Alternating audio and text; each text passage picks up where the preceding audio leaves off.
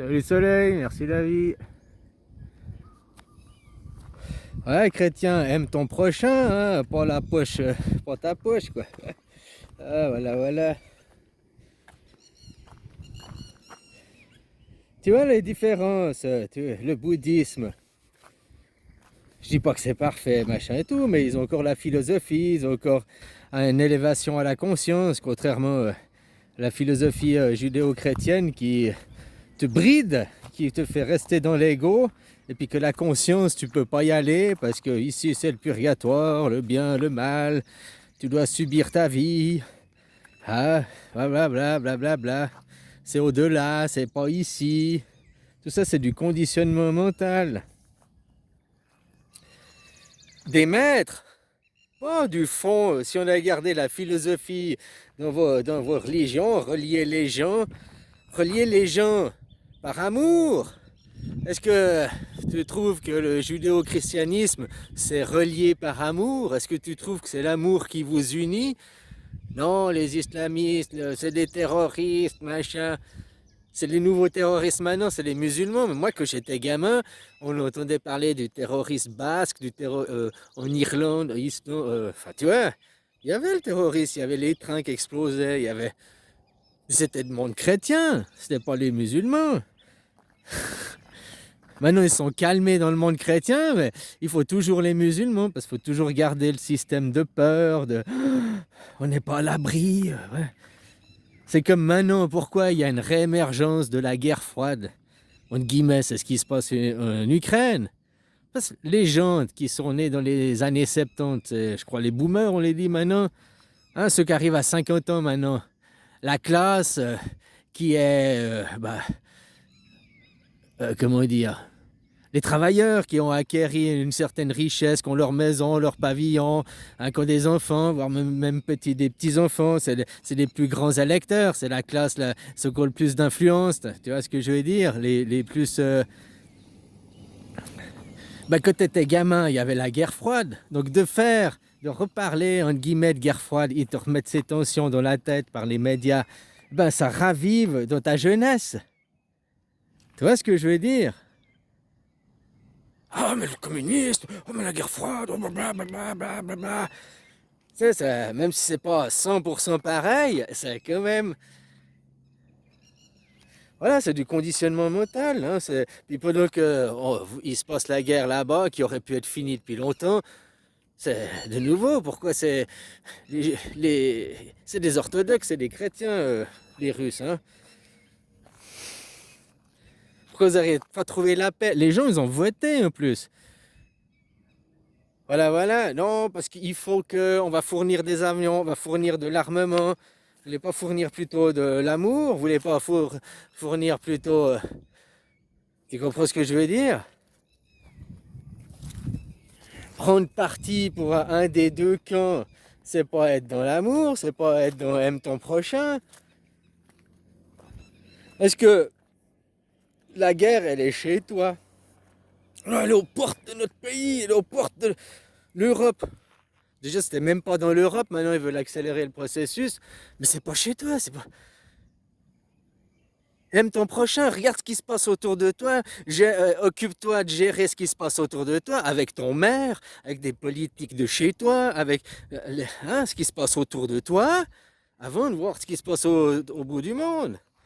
Pendant que tu regardes la Lune, il y en a qui parlent que Macron démission, il y en a qui disent le jour avant, le 6, il y en a qui disent le jour d'après, le 8, ça dépend quelle stratégie il voudrait adopter, il poserait sa démission, quoi. Tu sais, faut bien foutre le bordel, parce que lui, son but, c'est l'Europe, hein. Pour maintenant atteindre les hautes sphères en Europe, machin et tout, il est bien placé. Il est bien vu en Europe, il a bien fait son travail. Pour l'Europe, je parle pas pour les Français, mais pour ce travail qu'il était payé, il a bien fait. Ah, ça, c'est aussi la technique qu'ils font depuis des centenaires. Hein. On s'incruste dans l'autre, puis après c'est même l'autre qui paye la corde pour se pendre et ainsi de suite, quoi. Ah, enfin voilà, quoi. Les gens, faut être cohérent. Si tu es chrétien, tu aimes ton prochain, tu es dans l'amour, machin et tout, eh ben, sois vraiment dans ce chemin. Et puis, bon, mon idée au début, c'était pas ça, c'était, je voulais dire, tu vois, le Bouddha, c'est un roi qui était vers les pauvres, les travailleurs, la misère, et il s'est tourné vers la misère pour arriver à l'illumination. Tu vois, déjà dans la philosophie même, c'est accessible à tout le monde. C'est pas réservé à une élite. Oui, il vient de l'élite, machin, ok, il était riche. Mais toi, si tu es français, suisse, enfin, pays occidentaux, quoi, eh ben, t'es riche. T'es né, t'as l'eau à la maison, t'as le chauffage, finalement, on est déjà riche. Ce serait en partant dans des pays d'Afrique, dans des pays du tiers-monde, de voir ce que c'est que la vraie misère, qui te ferait prendre conscience. Tandis que vous êtes à l'inverse, vous êtes dans le mythe de Moïse. Moïse, c'est l'inverse. Avant, Horus, c'était aussi ça. Et Horus, il vient des rois, machin, il partait dans les prêtres, dans les pauvres, pour arriver à s'illuminer. Élevé par les rois, élevé dans le... Tu comprends?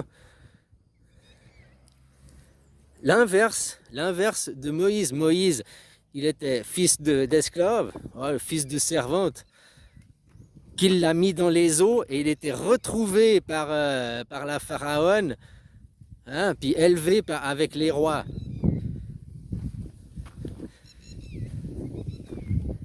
Tu vois la psychologie inversée? Il est roi, il est né dans le luxe. Mais le luxe, comme je te dis, en France, en Suisse, de ces pays, tu es né dans le luxe déjà parce que tu as tout à la maison, quoi. Tu vis déjà dans l'abondance par rapport à ceux d'Afrique. En tournant en Afrique, en voyant la misère. Avant, il y avait chez nous, tu voyais ça. Maintenant, on l'efface, on la gomme, on ne peut plus la voir. Je te dis qu'eux, l'esclave a été... Mais c'est aussi si tu prends le fils comme les mythologies, enlevé pour être élevé par... c'est l'inverse, il était pris du roi, il était pris de Dieu, de Uranos, qui tuait ses enfants pour être élevé par la servante, Horus. Enfin, comme Jésus. Jésus, roi des Juifs, Jésus, roi de Nazareth, machin, c'est ce qu'ils disent, hein, qui s'est tourné vers la misère, qui s'est tourné vers le peuple pour aider les gens. C'est pour ça qu'ils ne le reconnaissent pas, parce que eux, c'est l'inverse de Moïse, c'est l'inverse. C'est l'esclave élevé par les riches. Si tu prends un enfant de riche, tu le fais élever dans la pauvreté par la servante, il faut prendre l'enfant de la servante pour le mettre à la place de... Il faut que les deux mamans, si tu le fais consciemment, que les deux mamans sont conscientes, voilà, ça, pour que les papas et les rois ne sachent pas. Ou bien si tu veux que même les mamans ne sachent pas, quoi. Tu vois ce que je veux dire? Un échange d'enfants. Parce qu'il tue le Uranos, le roi tuant tous ces mythes. Ben, maintenant, on vit dans ça. C'est-à-dire que Uranos, le passé, le monde d'ancien, le passé, l'histoire, nous domine et empêche à l'enfant, aujourd'hui, le présent, de devenir différent demain. On est exactement dans ce mythe Uranos, le père qui mange ses enfants. Les enfants sont le futur. Donc le père, c'est le passé qui empêche d'émerger. On est conditionné comme ça. C'est un conditionnement. Donc prends conscience de ce conditionnement et pose-toi à toi ta question. Quelles sont tes valeurs? Ouais, moi je suis chrétien, l'amour, mais bon, les étrangers, chacun chez soi, quoi. Ok, d'accord, mais c'est pas en les chassant que ça va résoudre le problème, parce que d'autres vont revenir. Donc tu vois, c'est comme je te dis, il faut avoir après de la cohérence. Si t'aimes, j'aime mon prochain et tout, machin et tout, mais pourquoi ils viennent? Parce que pas moi directement, moi indirectement parce que je donne l'impôt, parce que je travaille, donc oui, je le fais, donc je prends conscience de ça et qu'est-ce que je peux faire? Et on est toujours à lutter, il faut que les paysans prennent pouvoir sur les seigneurs. Donc aujourd'hui, les seigneurs, c'est les multinationales, les paysans, c'est les travailleurs. Et puis prendre le pouvoir, c'est demander une démocratie directe. Et puis mettre des lois Ceux qui disent non à la démocratie directe, c'est toujours les seigneurs, l'oligarchie, les riches. Et puis c'est des dynasties, c'est les mêmes familles qui sont au pouvoir depuis des dynasties. Après, je critique pas leur religion, moi je critique leur idéologie, la philosophie qu'ils ont de faire.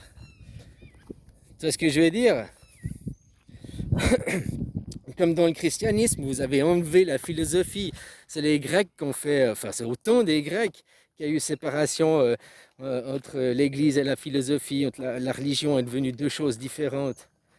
Alors que c'est une aberration, parce que si tu veux relier les gens, puis quelle est ta philosophie pour relier les gens? La guerre?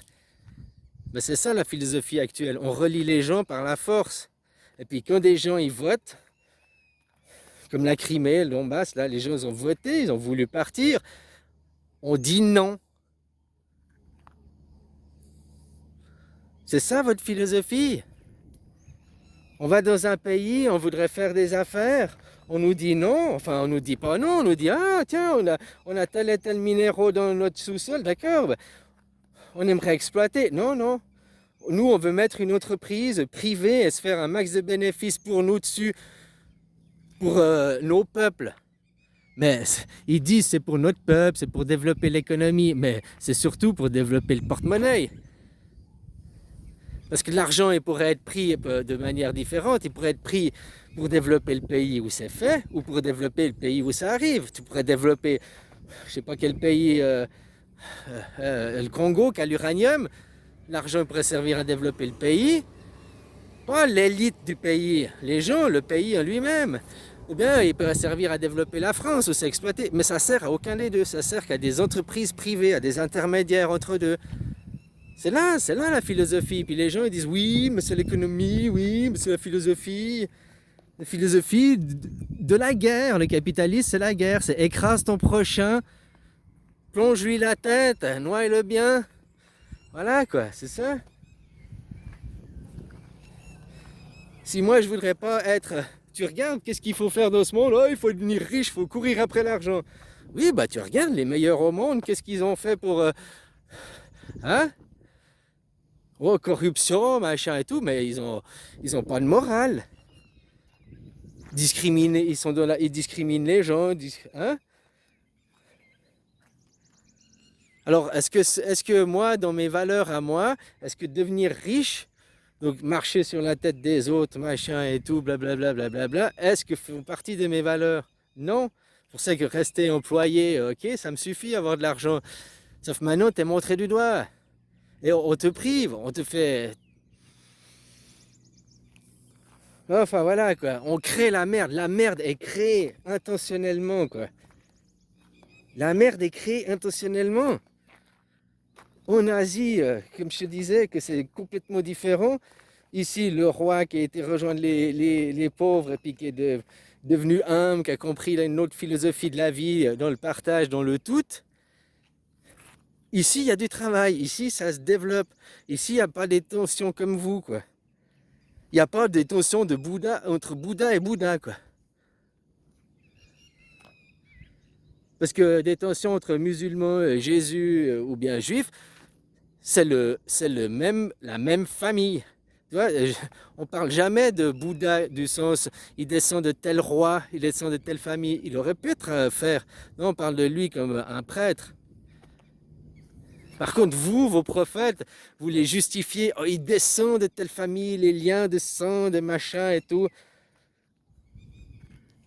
Après, Jésus, il était roi, d'après vous dire. Il a aussi tout abandonné, comme Bouddha. L'inverse de Moïse.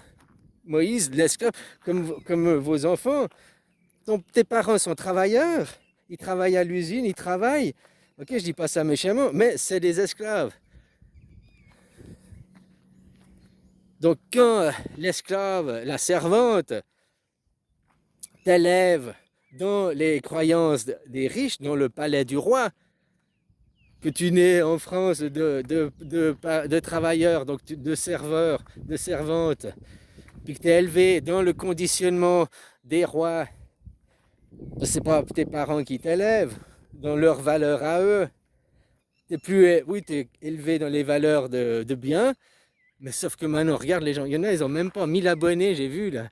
Ils ont déjà les mugs, ma casquette, machin, les t-shirts quoi. Ils ouvrent des chaînes YouTube, c'est plus pour faire un partage, c'est pour acquérir de l'argent. La psyché, ils vivent que pour l'argent. Les jeunes générations, maintenant, ils se réveillent, c'est que l'argent, quoi. Ils sont formés, ils sont éduqués à ça. On leur montre qu'il n'y a que ça. Et je suis désolé que tu veux faire que de l'argent. Regarde ceux qui deviennent riches. Ils ne deviennent pas riches parce qu'ils ont le cœur sur la main, parce qu'ils aident leur prochain, parce que... Hein? Au contraire, ils mettent la pression, hein, ils manquent de respect, machin et tout. Mais jamais de face, jamais frontalement, quoi. Le monde du matriarcat, le monde de Moïse, c'est le monde du matriarcat, hein, qui vient, qui colonise, qui crée des colonies, qui après se fait passer un pauvre Calimero. On salit pas la souche, le matriarcat, mais par contre, par les bâtards, on fait tout faire la sale besogne. C'est toujours comme ça, hein. Voilà, voilà.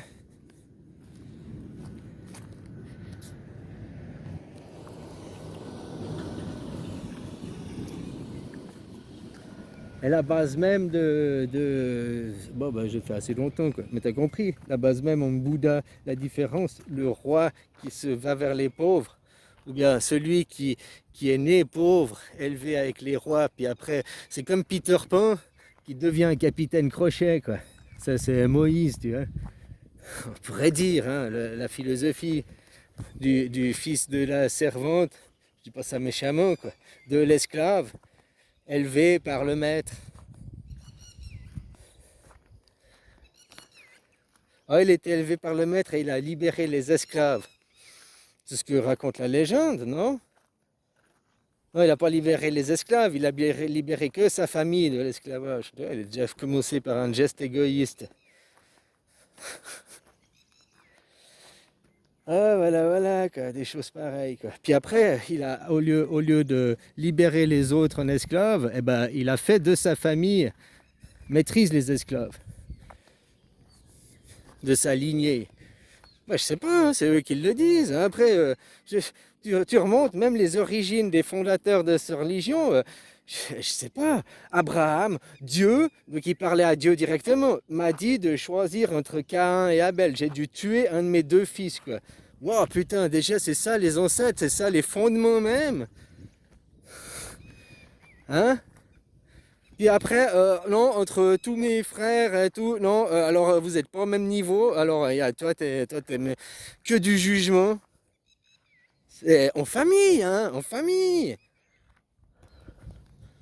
C'est tous des problèmes, c'est tous des querelles familiales, quoi, des petites querelles d'ego au sein d'une famille, le judéo-christianisme.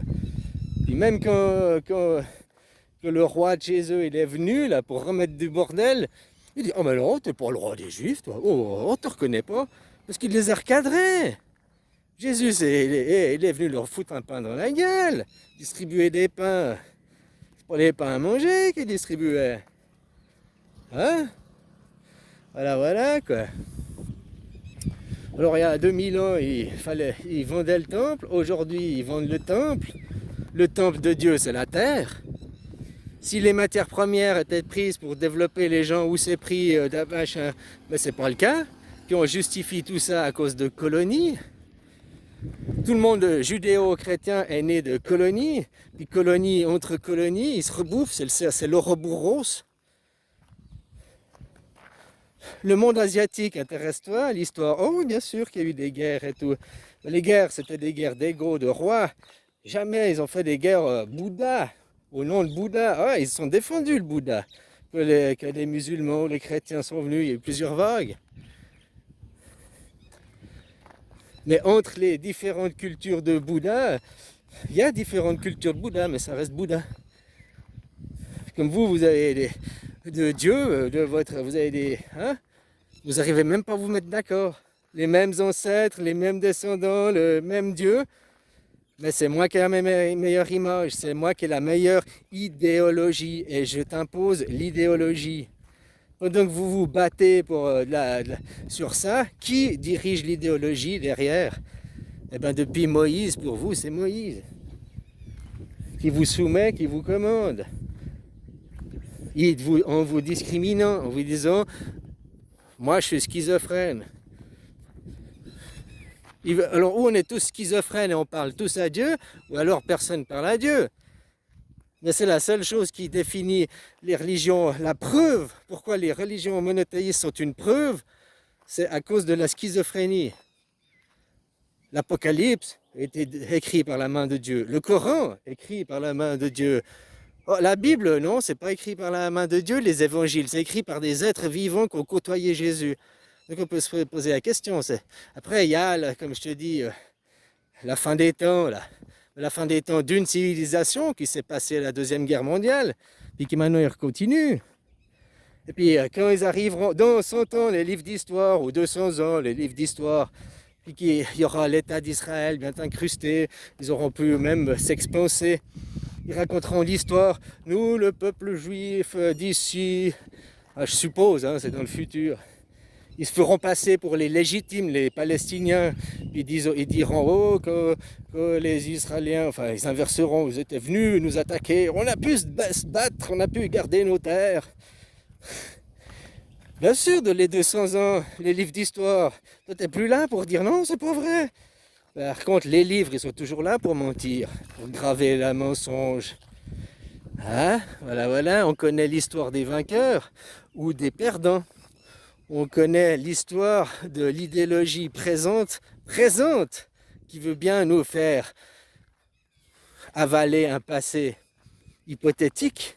Parce que dans les mêmes livres, en ouvrant les mêmes livres, tu peux comprendre l'histoire dans ce sens ou dans ce sens. Ils se sont fait jeter d'Égypte, chassés, ou bien ils sont partis coloniser la terre d'après, puis après ils sont partis coloniser la Mésopotamie, puis après, donc ils sont à l'origine des destructions de ces grandes civilisations.